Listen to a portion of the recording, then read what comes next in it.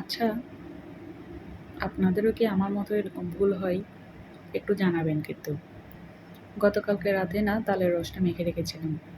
সকাল, সকাল যাতে কোনো কষ্ট না হয়। আর এমনিতেও তালের রস কিন্তু ৮-৯ ঘন্টা নাকি খামিটা মেখে রাখতেই হয়।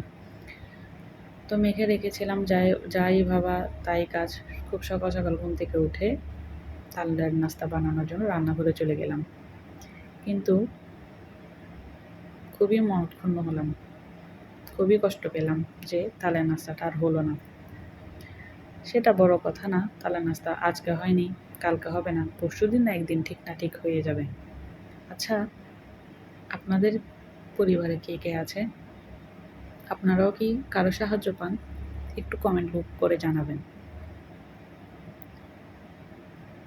একজন যদি আরেকজনের সহযোগী না হয়, একজন যদি আরেকজনের প্রতিপক্ষ হয়, সে সংসারে আমি মনে করি কখনো সুখ আসে না। আপনারা কি তাই মনে করেন? তালের নাস্তা হয়নি তো কি হয়েছে? অল্টারনেটিভ তো আরেকটা দরকার, তাই না? সেজন্য হাজার পিঠা বানিয়ে নিলাম, প্রতিদিনের নাস্তা।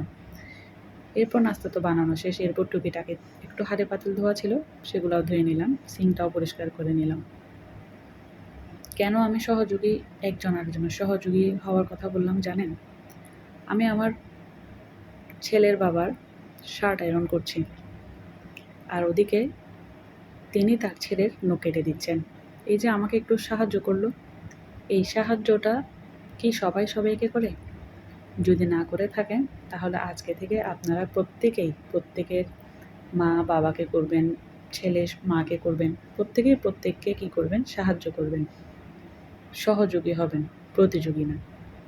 আজকের ভিডিও এ পর্যন্ত। আর অবশ্যই আমাকে সাপোর্ট করবেন, ভালোবাসা দেবেন, ভালোবাসা নেবেন। আসসালামু আলাইকুম।